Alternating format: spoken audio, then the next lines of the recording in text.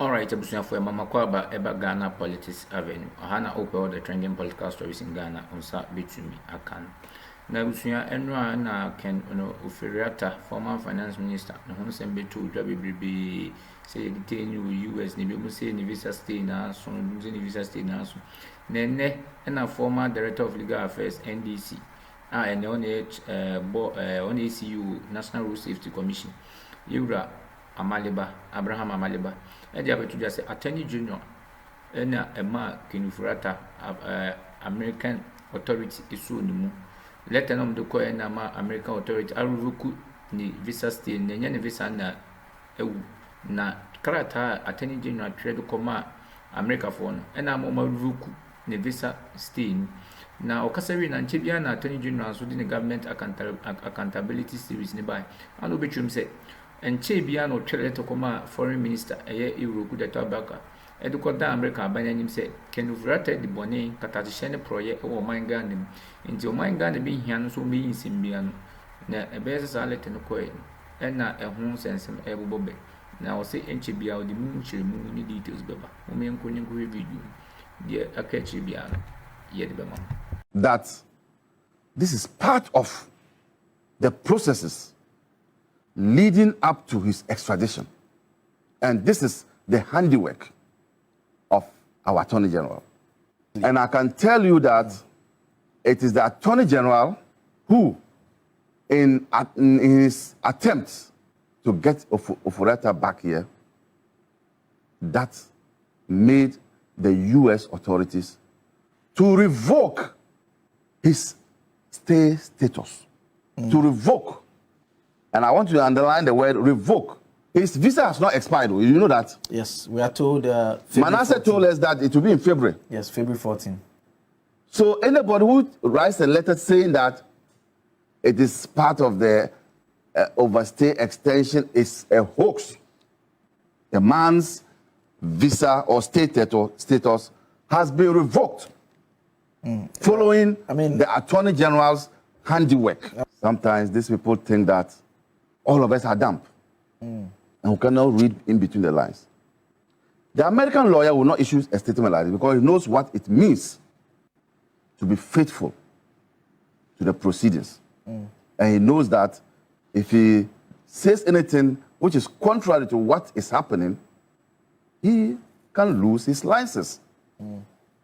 Those lawyers who are here are not privy to what is happening there.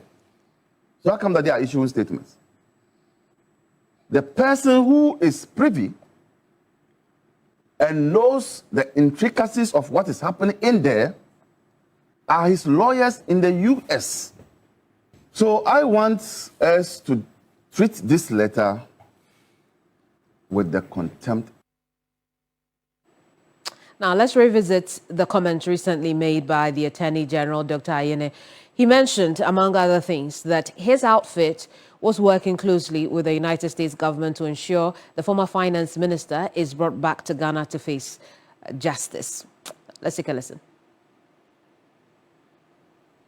On December 10, 2025, my office transmitted the complete request to the Minister of Foreign Affairs for onward transmission to the competent authorities in the United States of America. That is, in this case, the Department of Justice of the United States. At this point, it is left to the American authorities, especially the judicial authorities, to make a determination on whether a sufficient basis exists for the two accused persons to be extradited to Ghana to stand trial. Basically, what I want Ghanaians to know is that this government is committed to accountability. And the government has taken the requisite steps that are legally required for the Honorable Ken Ofori Atta and NS Dakon Akori to be extradited to Ghana, to be brought to Ghana to face justice. As I indicated earlier, it is now left to the judicial authorities in the United States to assess the entire package that we have presented to find out whether there is sufficient basis for him to. Meanwhile, founding member of the NPP, Dr. Nyaho Tamaklo, claims that the former finance minister, Ken Ofori, is refusing to come to Ghana because he knows he's guilty of the allegations leveled against him. You will recall that Ken Ofori has been wanted in Ghana since last year to answer questions regarding his stewardship as finance minister and his alleged involvement in the controversial SML deal. Politics to me is a call. And the elderly people who led this country, yes, this is exactly what they showed. The politicians we see now know what they want is money. That's why they are there.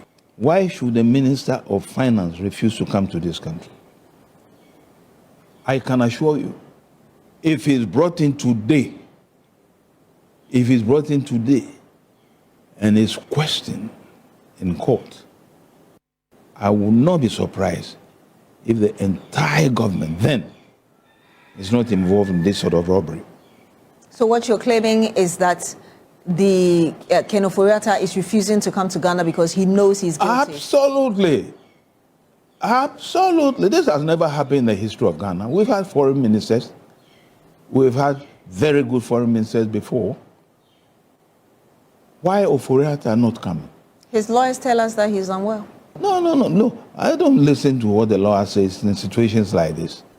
You follow me? They want their money.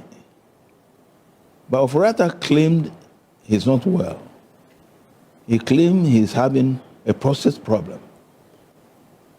Look, apart from the fact that I'm a man, I'm a medical officer, and I know what prostate really can do and what it does. The sort of test he went through can be done even in this country. You follow me? So he's just running away from justice? Absolutely. The man is running away. No, there have been repeated calls on him to come home. The Driver and Vehicle Licensing Authority is urging vehicle owners to migrate from the manual vehicle registration system to a digital platform known as onboarding ahead of the rollout of the new number plate system. According to the authority, the move is aimed at ensuring a smooth and efficient transition when the new system is fully implemented. As the DVLA awaits parliamentary approval to roll out the redesigned number plates intended to enhance vehicle security, the authority is encouraging owners to convert their manual registration document onto the digital platform to avoid future inconveniences.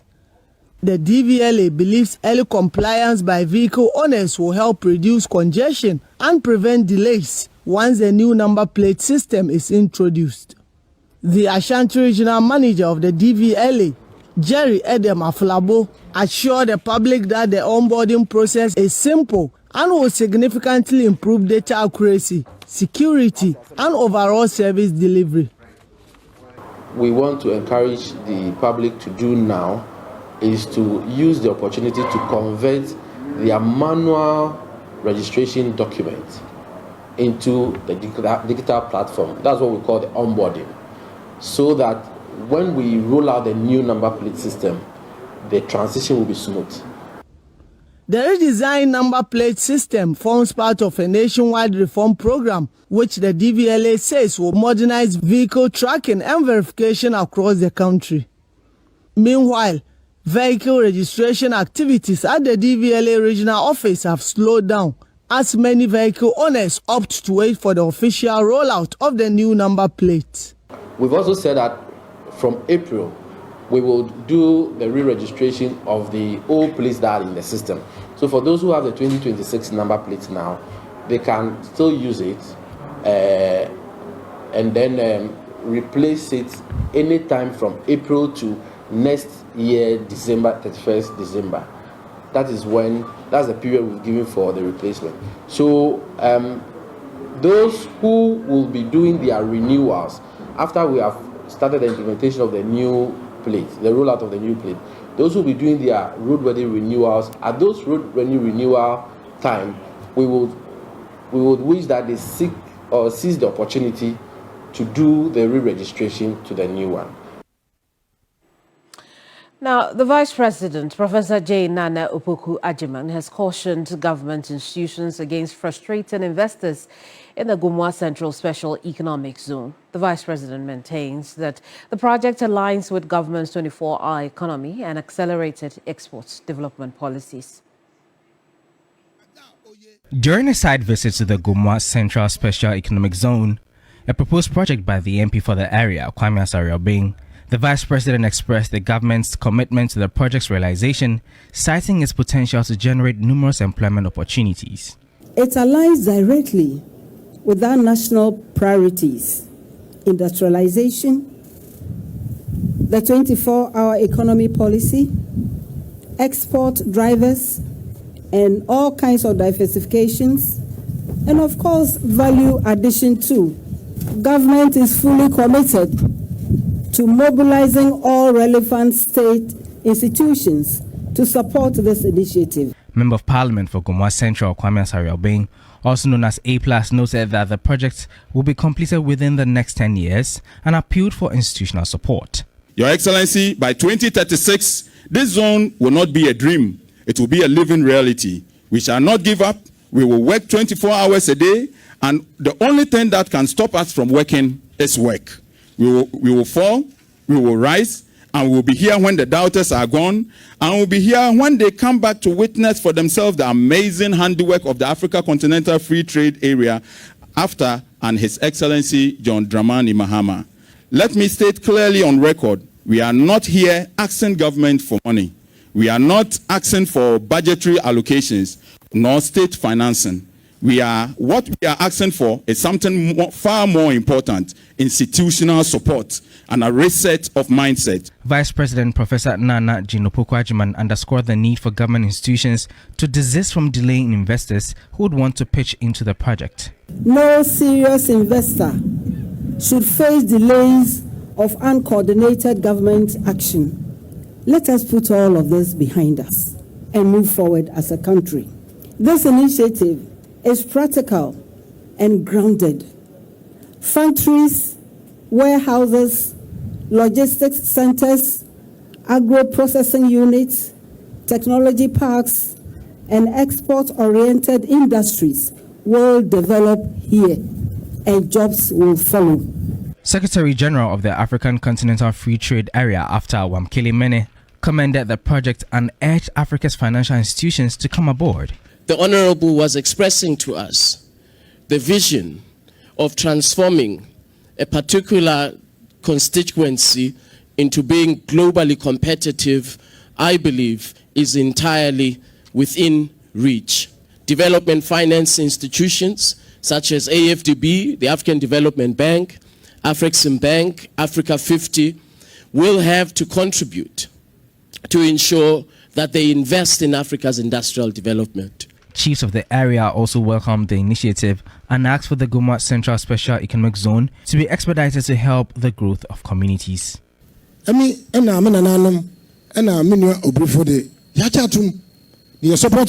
As traditional leaders of the area, we support the initiative. Our only proposal is that the MP should do everything in his power to start the projects in earnest to bring in 8 weeks. Now started coming in 3 weeks. And we're able to introduce a 24-hour Gazette turnaround. So if you came today, you could get it tomorrow. It gave us avenue to take a little more revenue. And since then, the revenues have improved drastically. We've been able to, based on that, done a few things. We've opened up a new digital press center, fully furnished from a completely non-existing facility, a warehouse. And the financials of the company has also significantly improved. When we came in February, the bank balance, and because you are here and it's your company, I can tell, was 400,000. And in January, the company paid salaries with an overdraft. So that was a company that was in dire straits. In the 10 months that we've been here, in December, we paid a 13th month salary to the staff without borrowing. We've also committed to paying a 40% because salaries were very low. A 40% up. And Mr. President, I'm happy to announce to you that as of yesterday, we put back a fixed deposit of 15 million in the bank in the last 10 months. So those are the dynamics. We are very optimistic, having also tooled the place significantly, that if we've got enough government job, and so far we're getting some jobs, but if we've got government jobs, GES jobs, and with a lot of commitment, we'll be able to do it. The president, on the other hand, says the 24-hour authority will be established soon. He also says this will pave way for the implementation of the policy, including registration of all businesses that will participate in the initiative, as well as clearly outlining the incentives to be provided. I'm happy to note that the minister has lobbied the Minister of Education and the Minister of Finance, that when we start the printing of the textbooks and learning materials, Ghana Publishing should get a big chunk of that contract so that you can raise more money to continue the retooling exercise that you're doing. But I like the innovative thinking that you have brought into this establishment. Of course, the 24-hour economy initiative is one of the flagship economic policies of this government. I'm happy to note that the committee has finished considering it and is supposed to go onto the floor of Parliament to set up the 24-hour authority, which would then open the way for implementation and registration of all the businesses that will be involved in the 24-hour economy initiative. And it will also spell out what kind of incentives can be given. And I'm sure that when that is done, because you guys have already started, a two-shift 24-hour operation, you should be among the first to register so that you can benefit and raise the status of your business. We will now take you across the regions.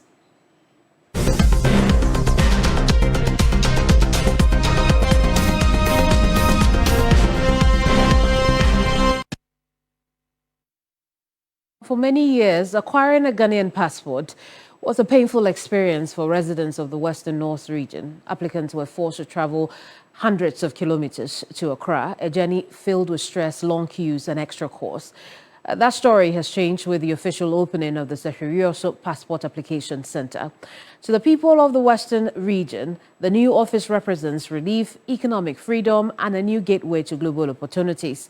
The Deputy Minister for Foreign Affairs, James Kwesi Gyakye, has emphasized that service delivery is part of the resetting agenda.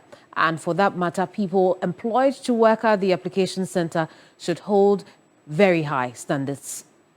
See, service delivery is something that is part of our resetting agenda. When we say resetting, it's not just about bringing development alone. It's about the work ethics. Work ethics, and we mean that people who have been employed to work at the Passport Application Center should hold a very high standard. Not too long, I heard my friend minister here saying the same thing. They should treat those applicants as if they are family members, as if they are brothers, they are sisters, and give some integrity to the work we are doing, because... Still on the story, the Western North Regional Minister assured residents of his commitment to protecting the facility. He said his office will work closely with key stakeholders to ensure integrity, professionalism and efficiency at the center. Today, as we have the passport office at Sehurioso, it comes with relief to the people of Sehi community, and not Sehi community, the whole entire Western North region. Now, the stress that we need to pass through to other places like Takoradi and Accra and Kumasi has come to an end today.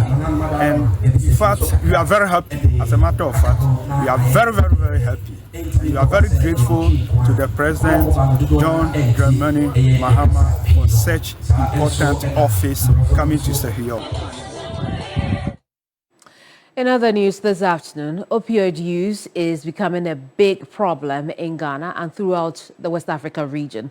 Ghana's Upper West region is witnessing a disturbing trend where the youth and vulnerable populations fall victim to cheap, addictive and often deadly drugs. Correspondent Ibrahim Wangara reports that there is growing concern among stakeholders for a ban on the trade of these drugs. Is growing concern about the resurgence of the misuse of illicit substances such as tramadol and other lesser known yet extremely harmful drugs among youth in the Upper West region. This abuse poses serious health and educational challenges in the country.